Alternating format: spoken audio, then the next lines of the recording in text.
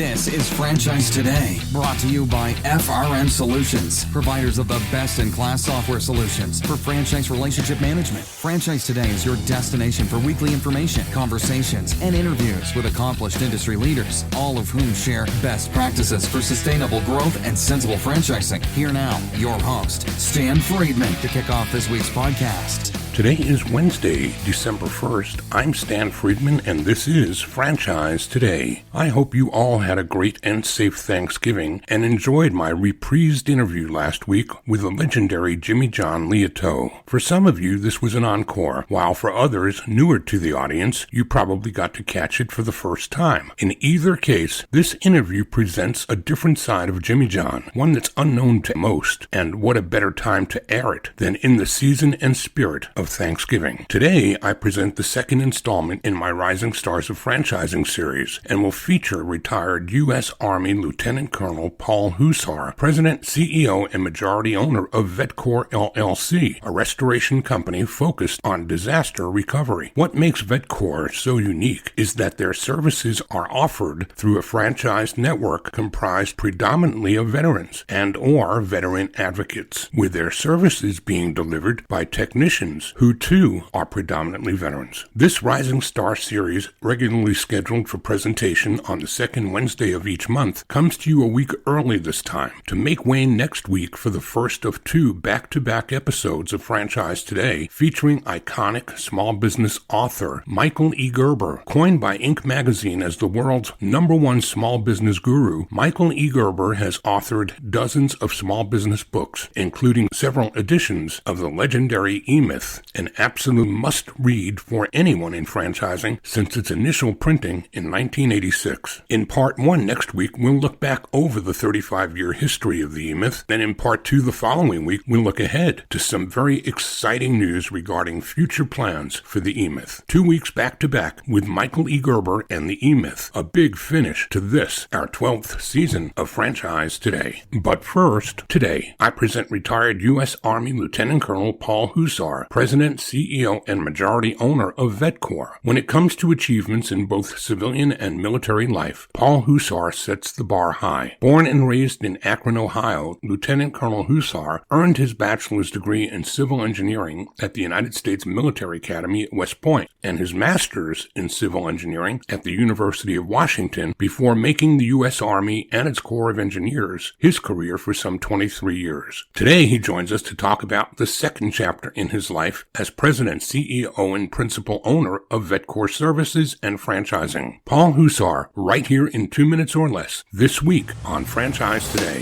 Franchise Today will be right back, but first, a word from our sponsors. Hey, franchisors of restaurants, bars, grills, and taverns, and multi-unit franchisees, listen up. This message is for you. Atmosphere TV wants to help you cut costs on overpriced cable TV for your business and either replace it completely or partially if sports programming is essential at your locations. What Atmosphere TV provides are 100% free programming options with more than 50 channels of highly engaging and entertaining programming that is audio optional and guaranteed to please your customers and even increase their average ticket per visit. So here's how it works. Atmosphere hooks you up with an Apple TV HD receiver loaded with more than 50 channels of fully licensed, no cost to you, fun and lifestyle programming. These channels include Chive and Red Bull TV, bloopers, superhuman feats, and an array of viewing options that don't require sound to be enjoyed. And this offer is not just limited to restaurants or bars. No, any business with a TV screen in its waiting room can benefit from Atmosphere's free programming offer as well. So what are you waiting for? Cut the cord on overpriced cable and get Atmosphere TV with its 100% free, engaging, and entertaining programming options. Keep your guests happy while they wait to see you in instead of watching the clock and their wait times. Chiropractors, doctors, dentists, auto repair shops, anyone with TVs in your waiting rooms, jump onto this amazing offer today. And if you text the word franchise to 474747, Atmosphere will waive the $100 setup fee for the Apple TV HD receiver that they'll ship to you as well at no cost. Atmosphere TV, changing the way businesses view television. Find them online at atmosphere.tv, and remember, text franchise to 474747 for the no-charge Apple receiver. Cut the cord and get rid of cable today with Atmosphere TV.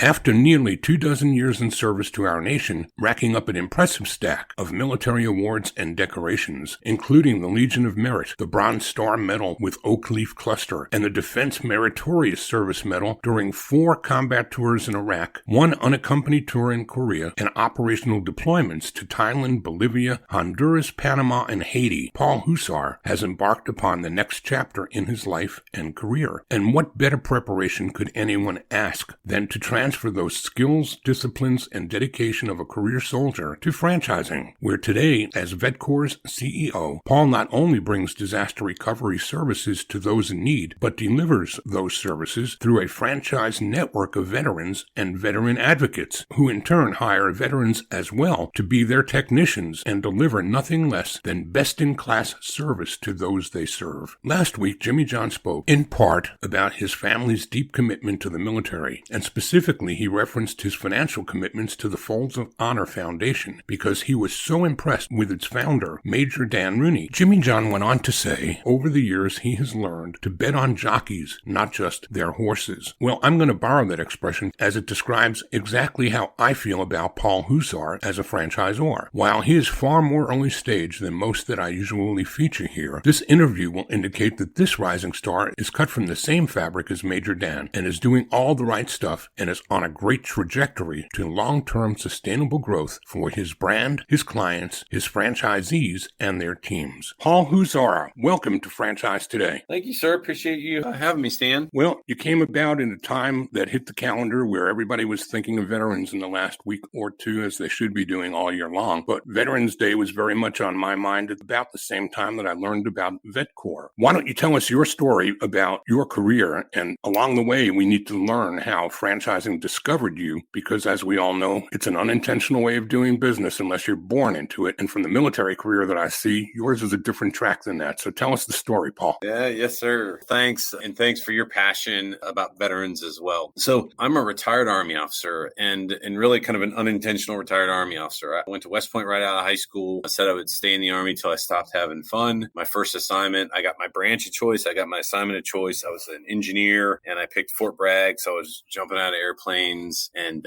doing really fun stuff. Along the way, the Army treated me well. I got a master's degree in civil engineering, worked for the Army Corps of Engineers a little bit, but I mostly stayed on the troop side. And I spent 11 years at Fort Bragg, coming back to Fort Bragg to command the same battalion that I was a second lieutenant in. Dream come true. I took them back to Iraq. I met my first unit in Desert Storm, 3 more deployments to Iraq to include as an operations officer of the 20th Engineer Brigade, Combat Airborne, the only airborne engineer brigade in the world, and then commanding an airborne battalion, time 1 of 3 in the Army. And then my last assignment, my terminal assignment, I was the Director of Training Leader Development, or the Dean, as I like to call it. That's the civilian equivalent of the Army Engineer School. All my mentors said you could follow your best opportunity when you get out of the military. And for Corps of Engineers, guys like me, I was typically working for an engineering firm or something. Or you could pick quality of life and go where you want to go and find the best opportunity available. And given I was physically gone from my family 4 out of 7 years at the end of my career, I said I'd pick quality of life and move to Tampa, Florida for all kinds of reasons. For the first time in my life,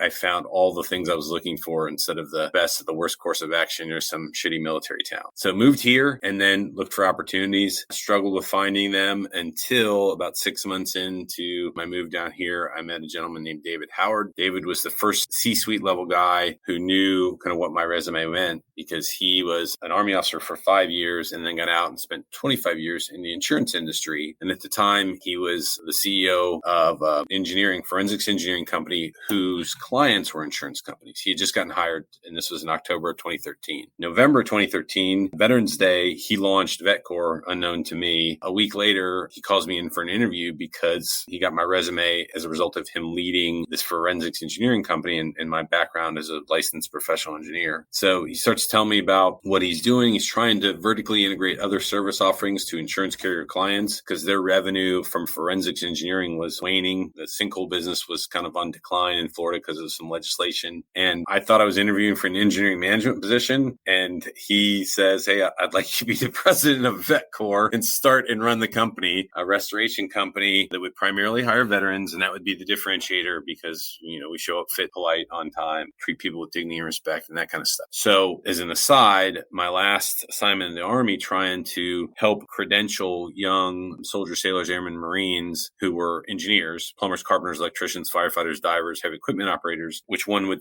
think wouldn't be a problem because they should have great employment potential. Well, it turns out that they don't, because when you train all those folks in the military at one centralized location and then send them to 50 states, they don't get a credential because the credential for those types of skilled trades is maintained at the state level. And you can't get 50 states to agree on one common standard of everything. It's kind of a states' rights thing. And so I was stifled in trying to solve that problem. And now I get out and I'm presented with this opportunity to start a business where that problem doesn't exist, because in restoration, it's a national certification, not a license. And now it's like, wow, I could really do something to help vets. So I took the job, crazy set of circumstances. 8 months into it, I had the opportunity to buy the company. My business partner, David, kind of facilitated the deal as a buyer and a seller. So he stayed on as a minority partner. We were doing very well. We had acquired a bunch of insurance carrier clients through David's relationships and introducing me to them. So here I was, a former battalion commander, licensed professional engineer, West Point grad, leading a company of 6 technicians. I would get the meeting because demographically I was similar to all these insurance carrier executives. At this point, you weren't franchising yet then, right? No, This is no. a small company-owned operation. A value proposition of this small company in Tampa. And we started knocking it out of the park. And then we expanded 2 more times in Florida to create 2 more company-owned offices in Florida. And then as I looked at that, I said, man, this is great, but I can only expand so fast through debt financing and growing. And I started exploring other options. I learned about the franchise model. And also at the same time, because we're so close to MacDill Air Force Base, I was meeting all these senior people like me who were transitioning from the military. And they were just like me. They didn't know what they wanted to do when they grew up. And we could only help so many veterans by hiring them as technicians or project managers, but those are generally enlisted folks or senior NCOs or junior officers. And I found out the folks like me, the senior officers and senior NCOs, they're having the same challenges in transition. They don't know what they want to do. And as I looked at franchising, I went to the IFA conference in 2017, literally almost 2 years before we started franchising. And I just started meeting people and understanding. And that's how I got my CFE so quickly, because I got enrolled in the Emerging Franchisor Bootcamp to learn about franchising. And what I found was this incredible model that would allow us to kind of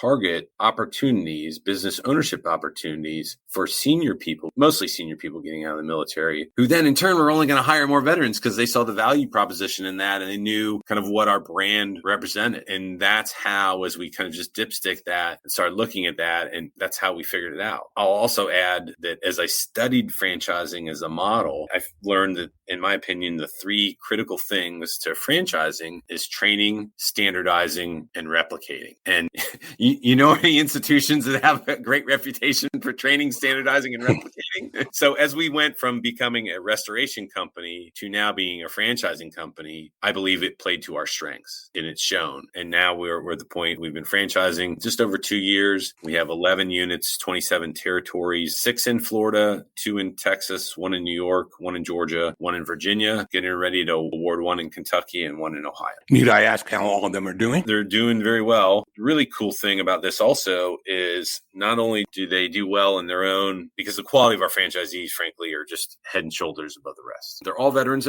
except one. The one that we most recently signed, he's a veteran advocate. He's a former insurance agent. He owned an insurance agency, so he understands this. But for the most part, there are other transitioning, either retired or transitioned officers who come with incredible leadership management management experience. We're trying to break in to get the senior NCOs as well. My chief operating officer is a retired sergeant major. There's no one better at training in the world, in my opinion, than retired sergeant major. So between what he's done with our training component and the quality of franchisees that we have, they're exceptional. And then our relationship in Florida, we're a preferred vendor for over 60 insurance carriers and 8 third-party administrators. What that translates to nationally is about 10 national carriers. And so now when there's a hurricane, as there was with Hurricane Ida, the insurance carriers and the TPAs reach out to us and say, can you go? I know we don't have any franchisees in New Orleans. Can you go to New Orleans? And we put a net call out to our franchisees and say, all right, who wants to ride to the sound of the guns with us? And in this case, we had 4 franchisees and 5 subcontractors decide to go. And that's what we do. We command and control small unit level operations. That's what we're really good at. And our franchisees execute small unit level operations, commanding and controlling them. And we hit it out of the park. And we've done that now for really 4 consecutive years with significant hurricanes. Last year, there was a bunch in the Gulf Coast. Before that, it really started with Hurricane Matthew in 2016, then Irma in 2017, and then Michael. And so we've really, I think, provided value to those clients. You made a couple of interesting comments, one about being in the restoration business and then the franchising business, and the fact that you can understand as quickly as you have the difference between the two, and that you've managed for that is something that a lot of emerging franchisors take much more time to try and figure out. I don't know if you're a student of the E-Myth or not, but Michael Gerber is going to be on the podcast here in the next coming weeks. Very that cool. book was written in 1986 in its first edition, and all these years later, as is the case with anything else that's fundamental instead of trend or fad, it still holds true. And the reasons that franchising as a whole does better than businesses that are not franchised is because you train better and you support better and you replicate. Yeah, which is why it makes it great for veterans. I think people have a slight misunderstanding about this. They think veterans make great franchisees because we follow orders and follow SOPs. And that is true. But I think what they miss and what they don't really necessarily understand is we're used to having a system, but we're not only used to having a system, but operating within commander's intent, understanding commander's intent 2 levels above our own. And then as long as you understand that and you have these SOPs and these orders, you understand what your left and right limits are to execute initiative based on your judgment. And that's the power of the U.S. military, which makes us the greatest military on the face of the earth. Not because we follow orders so well. On the contrary, because we understand intent and their intent-based operations, and we use our initiative based on the understanding of the higher commander's intent. And that's why veterans make such great franchisees. Would you submit that the same is true for professional athletes? Well, interesting. Yeah. I mean, you probably have heard the deal about Enterprise. Enterprise recruits Division 2 and 3 college athletes. I think it depends with professional athletes as well, but Enterprise recruits them because they know they're generally not going pro, and they really care about the team. And I think that certainly there's a similar approach. It's team first, right? And we look for win-win solutions, which is another reason why it makes our industry in particular makes it a really good opportunity. Because when you look for win-win approaches, the pie gets bigger for everybody. And as franchisees, as a network of franchisees, and you see your franchisee to the left and the right, you share good ideas shamelessly and you steal them willingly. Correction, you steal them shamelessly and you share them willingly. Much better played that hand. Because you don't care who gets the credit. You want everybody to do well. Right. And I think that very much with professional athletes. And there are a lot of athletes who become significant multi-unit franchisees because they can take something, be a part of the team, contribute, give back, but also kind of win themselves too. Well, I'm proud to have been a part in some of those transitions through the Pro Athlete Franchise Initiative, which many years ago I created with an NFL veteran, and we helped many others along the lines of Twilight Year players make that transition, transferring their transferable skills from the playbook to the ops manual with a game that never goes out of season. Yeah. And I think the other thing that's similar between that, right, is professional athletes have been involved in an industry, whatever sport they're in, right? And now they're kind of thrown into the business world. Veterans have been involved in an industry, which is armed forces, and now they're thrown into the civilian business world. And franchising allows you to kind of catch up, right? It's taking established procedures, it's taking a brand, and all you have to do is execute that kind of per the playbook. I think that's where it's very, very similar. And I tell folks too, the other thing, particularly with veterans, not necessarily with professional athletes, because they're usually doing pretty well for themselves. It's a great opportunity to build wealth. And with veterans, it's a great opportunity to build wealth and play catch up in building wealth, because generally they haven't been building wealth like their civilian peers have been up to that point in their career. Oh, so true. Very true. On the other side of a break, we're going to talk more about VetCor and the concept itself and its value proposition to both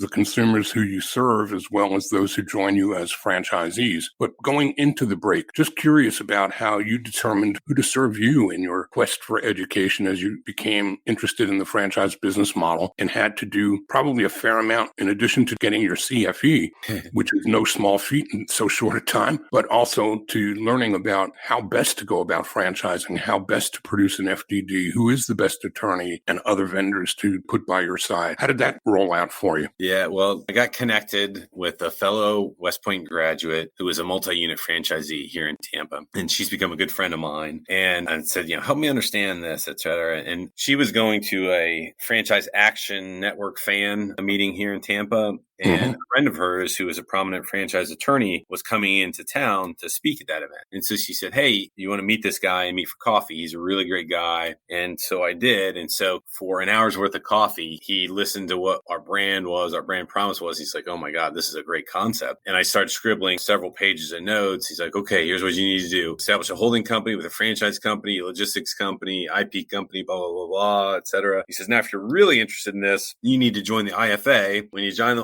IFA, they pay for your first conference as an emerging franchisor. You need to go to that conference. I said, great. When is it? He said, it's in 2 weeks in Phoenix. I said, okay. So the hotel was already booked full, but I got flights and I stayed at a nearby hotel. Just went there, went a day early, crashed the VetFran meeting, just introduced myself to all the VetFran committee folks, enrolled in the emerging franchisor boot camp, and just started meeting people. And I'm extroverted to the extreme. That was no problem for me. And say, hey, this is what we're going to do. We're going to hire vets. We're going to offer franchises to vets and their immediate family members in a great industry, recession proof, and just started meeting and developing trusted partners, going to enroll in the CFE and learning. And from that, all those kind of trusted partners who I met and established relationships with would refer me to other vendors. And that's what, man, I was drinking from the fire hose. And as you know, Stan, the people in the franchising industry are so giving of their time, their resources, their knowledge, and willing to share because, for the most part, they're not competitors. And so the franchising industry is really good about that. And from there, I just took it and grabbed it and went to every IFA event I could. As a result, I got all the CFE credits. I just kept learning and being a sponge. So I was almost CFE qualified before we had an FDD. And the same thing with my other two executives in the company. They're getting ready to complete their CFE probably this year before the year ends, if not shortly into the new year, and learn. Any desire to give a shout out to who that friend or that attorney was? The friend was Emily Harrington. She's a multi-unit franchisee for Tropical Smoothie. And Justin Klein. Oh, I don't know him. And I see him every year now at the IFA event. Good friends with him. We're connected on social media. And what firm is he with? Marks and Klein. No, that just goes to show you. I've got 0.03 degrees of separation with about 2,800 people in the IFA, but I don't know them all. So let's take a break. And when we come back, let's talk more about the VetCor concept and what its vision and promise is and how that looks to those who need your services and for those who join you as franchisees. We're talking today with Paul Huszar, President and CEO of VetCor, and we'll be right back. Franchise Today will be right back. But first, a word from our sponsors. We are all familiar with Vistage, YPO, and EO. Well, now comes Zor Forum, a somewhat similar type of executive group, but this one comes with a twist. Zor Forum groups are exclusively for franchisors. Imagine a peer group for sharing and networking on a platform built exclusively for franchise executives. Zor Forum members are afforded unparalleled access to best practices and some of the brightest minds within the franchising world through regular meetings and a dedicated communications platform. In this post-COVID world, a franchise-specific mastermind or peer group is an endeavor worth making time for. Zor Forum groups of 6 to 10 will bring leaders together that are in similar situations, but with exclusivity in terms of their competitive set. experts so that each can openly help others benefit from their respective knowledge, perspective, and experience with no fear of competitive loss. Network, learn, strategize, and remain motivated along your journey. Join a peer group, not just any peer group. Join the only one designed for emerging franchisors. Join Zor Forum. Learn more at zorforum.com. That's www.zorforum.com. And I continued the conversation today with Paul Huszar, President and CEO of VetCor, a retired Army man for a great many years who's bringing a great many people to a new brand in a space that's not new to franchising. There's a whole lot of competition in your space in restoration, Paul, but I think that the way I view that, as many companies as I perceive there's a greater need in the universe for what you do than there are companies that do it. Would that be a correct assessment? Yeah, that's true. And it's not going away. Home services now is proven, in general home services, and particularly in restoration, has proven to be recession-proof, pandemic-proof. It's an essential service. There's some bad actors out there, which makes it even easier for good actors. And all the franchises that I know, and a shout out to them, who are our competitors, there's plenty of room in this industry for good companies with integrity. And in particular, when there's a disaster, and most people think that's what we do, chase hurricanes. And when that happens, it's literally a rainmaker event, pun intended. But most of the stuff we do is dishwashers, ice makers, hot water heaters, air conditioning units, kitchen fires, that kind of stuff. That happens routinely and so frequently that there's just a ton of room in the space for reputable contractors to come and help. So what's a day in the life look like for a franchisee in your business? What I tell my franchisees is I want them to work on the business, not in the business. But also because my franchisees typically are former military, they're also not afraid to lead by example when needed, right? And sometimes they're on a project, particularly when they're starting out as a franchisee, you're lean until you start developing the business and everything. But I would prefer them to be out and be the veteran guy or gal in their community, meeting with insurance agents, realtors, property managers, resort owners, hotel owners, facility managers. And what I tell them is, hey, just have a cup of coffee. We're focused on relationships, not transactions. And when that happens, good things happen because they remember, and it's the power of our brand versus any of the other brands in the restoration industry. Our brand is the brand known for timely, quality, reliable service and the value of veterans. And that's what they need to say. It's better to know us and not need us than need us and not know us. And those things are sticky. And when you meet with someone, they understand that with our brand, you ask them, when's the last time you had a service call of any kind when someone said they were going to be at their house? What time did they tell you? Right? You're laughing. I already know the answer to the question. The best answer you get to that question is between 1 and 4. Yeah. And then they still don't show up on time. Right.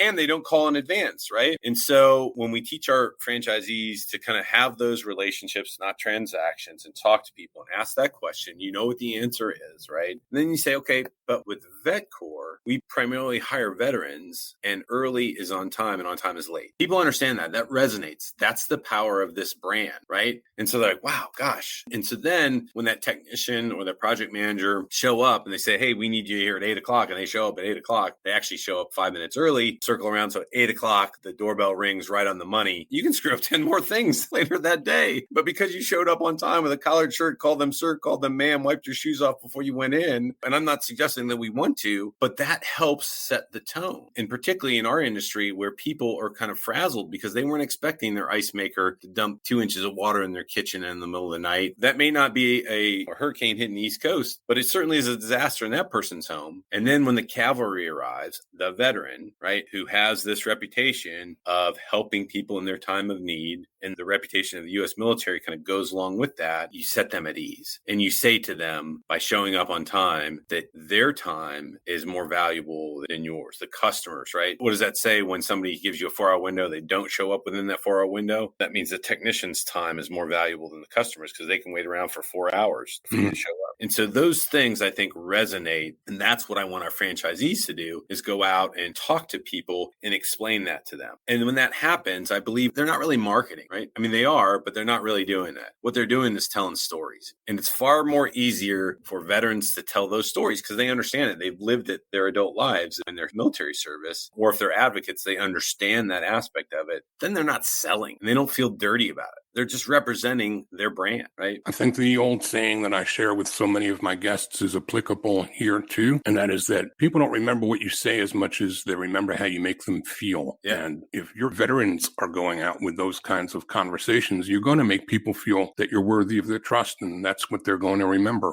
So it's not the words so much as the feelings. Yeah. And the other thing I think is important, and I explain this, I personally do this training with our franchisees. I said, let's make sure we understand the brand promise and what we're marketing. We're not asking people to choose us because we're primarily veteran owned and veteran operated. That's a handout, right? And we're not looking for handouts. But because we're primarily veteran owned and veteran operated, early is on time and on time is late. Because we're primarily veteran operated, most non-commissioned officers, junior officers in the military can get a group of guys and gals to be at the right place at the right time with the right kit to accomplish the mission, no problem, right? And so because of those things that happen to be attributes of veterans and characteristics of veterans, we deliver a higher quality service. And when you get there and you complete the mission and you extract more water than your competitor does on day one, my COO is a retired sergeant major, and he likes to say, our competitors, what they like to do is they like to plug the machines in and let the machines do the work. And when you plug a machine in, dead presidents come out because you're charging basically the rental of your machines. He said, but when veterans go there and they extract more water and they do more work, they're in, they're out, they take care of the mission. What happens then is the customer's delighted because they're not there as long. The customer doesn't experience as much disruption in their life as they would if they had our competitor. When that happens, typically the claim value is lower. So the insurance carrier is happy. So let's see, our client, the insurance carrier is happy. Our customer, the person who had the dishwasher, washing machine explode, they're happy because we're in and out. We're happy because we make a fair profit in that and our reputation is significantly enhanced. And therefore we get more work in the future and we represent the value of veterans. Win-win-win. Win-win-win is a good thing. And so on those kinds of jobs, then where you're making relationships that matter in the communities, you're getting the calls from the consumers, where my mistaken impression was that you're probably in a business that's more insurance controlled than client driven or customer driven. But I guess that would apply more or be more applicable to those disasters that you get called in on. Well, let me clarify. We primarily are a model of business to business, helping the customer. So typically what happens, there's a number of ways that a restoration job can get initiated. Folks our age used to say, you go look in the phone book. You can't do that anymore. You Google water damage mitigation or broken pipe or something like that, right? And you find a plumber, and then the plumber refers a restoration company or something like that. That often, and frankly, leads to some corruption because there's a lot of plumbers on the take. We don't participate in that. We're not interested in that. Then there's ServPro is the largest brand in the industry that, to my knowledge, are the only one that has a commercial on TV. So there's some brand recognition. Okay, you know that. But a lot of times, the majority of time, what we do is an insured loss, whether it's a kitchen fire or a dishwasher, ice maker, hot water heater, roof leak, those types of things. And they call their insurance company. And our model has been, we are a preferred vendor with over 60 insurance companies in Florida and 8 third-party administrators. And of those, about 10 of those insurance carriers, Allstate, State Farm, USAA, Nationwide, Amica, are nationwide. And so the insurance carrier says, it's always the consumer's right to choose, but the insurance carrier says, hey, would you like to use one of our preferred vendors? And because this happens so infrequently in a person's life, they generally don't know who to call. So the answer is usually yes. And so we'll either get referred on a rotation basis, or they'll say, here are 3 vendors, pick one, that kind of thing. And so oftentimes we'll get a warm transfer from our call center that's either a referral from an insurance agent, insurance company, a third-party administrator, and then we're kind of helping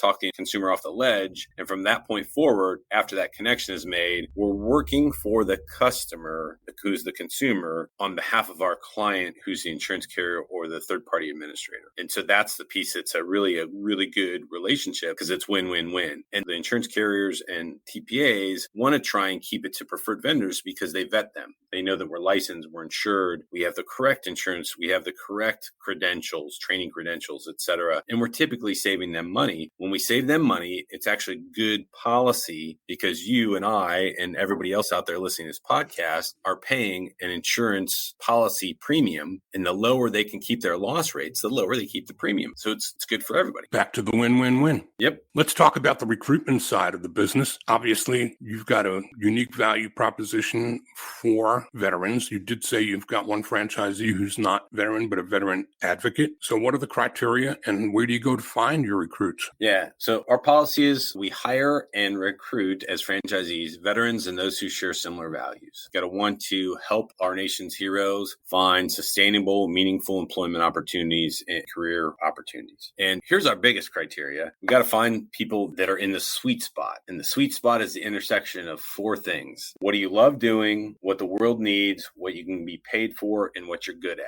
And if potential franchisees out there see that the opportunity to be a franchisee with VetCor is the intersection of those four things, then they're a good fit. And what you love doing doesn't have to mean that you love restoration work, right? But also, if you love working out, that doesn't necessarily mean you should be a gym owner, because the gym owner isn't the person who's doing the personal training, right? So what I want you to love doing is creating opportunities for fellow veterans. What I want you to love doing is leading, training, managing a team generally of fellow veterans. Clearly, the world needs the restoration work, particularly with storms and the significance of storms happening. The world needs it from a catastrophe standpoint. I think the world is going to continue to need this. It's shown, it's demonstrated that we're recession-proof and pandemic-proof. Clearly, you can get paid for this. And the cool thing is, because of our relationship with insurance companies, you can get paid relatively quickly because they're typically paying us directly because they want us in, out, and then they'll collect and worry about the deductible on the other side with the general contractor who does the rebuild. And then again, you don't have to be good at this, but you have to be a good learner, because as I mentioned, our training program was developed by our Chief Operating Officer, Scott Walden, who's a retired Army Sergeant Major. There are no finer in the world at developing training plans, executing training, than a Sergeant Major in E9. There are no E10s for those listening and don't know much about the military. Enlisted 9, there are no higher ranks in the enlisted ranks than Sergeant Major in the Army. There's nobody better at training. And so what I want is people who are good at training and learning. And typically, if you're in the military, it's been an up or out. You're constantly training, being developed as a leader. And so typically that's a check the block. Yeah, that's true. Very, very intriguing and interesting discussion today, Paul. The only thing then left for me to ask is to please let the audience know how they can reach you. Yeah, so our website, www.vetcorservices, VETCOR services.com. My bio and contact information is there. Paul Huszar, HUSZAR. I'm on LinkedIn, Facebook. For both me personally and VetCor are on there. If you want to connect, shoot me a note. Hey, I heard you on the podcast. I want to help vets. I want to learn more about that. I've got a white paper also I'll be happy to send to anybody if they reach out and contact me. It's a little 2 pages about ways to find vets, the economic incentives when you hire them. I'm happy to share that with anybody because I want to promote the hiring of veterans. Paul, thanks for joining us today and sharing so much. And moreover, thank you for all of your years of service. Thank you, sir. I really appreciate it. And thanks for caring so much, particularly this time of year, and having me on. I appreciate it, Stan. I'm going to look forward to seeing you on the road as we start getting out and about again, and look forward to tracking the progress and the growth of the company. I've got every faith and confidence that you're here to stay, and others who join you are going to go along for the ride. Paul Huszar, President and CEO of VetCor, thanks for joining us. I'll be keeping a watchful eye on Paul and this brand's progress, as I have no doubt that his principle-centered leadership will assure that VetCor continues on its current trajectory. I'm back next week with Michael E. Gerber and our 2-part discussion of the E-Myth. Until then, remember to subscribe to Franchise Today and never miss an episode. New interviews are posted each Wednesday at noon Eastern on Blog Talk Radio and are available for download at iHeartRadio, Apple, Stitcher, TuneIn, anywhere that podcasts are found. You can even ask Alexa to play the latest episode, and Hey Google will do that for you too. Your thoughts, questions, comments, interview suggestions are all welcome and invited at stan@sensiblefranchising.com, or all of my contact info is easily found on Facebook and LinkedIn as well. Until next week, I'm Stan Friedman, wishing you the best, the very best of all things franchising, and Franchise Today is out. Franchise Today is a production of FRM Solutions, providing best-in-class CRM tools to empower relationships with prospective and existing franchisees. No excuses, just solutions. Find them online at frmsolutions.com. Join Stan every Wednesday at noon Eastern for another live episode of Franchise Today. Or, as always, download episodes on demand at blogtalkradio.com or iTunes. When it's PCS time, you know the drill. Pack, research the new base, get the kids in school, because family supports family. At American Public University, we support military families with flexible, affordable online education that moves with you. As a military spouse, your tuition rate is the same as your partner's, just $250 per credit hour. American Public University, education that moves with you. Learn more at apu.apus.edu/military.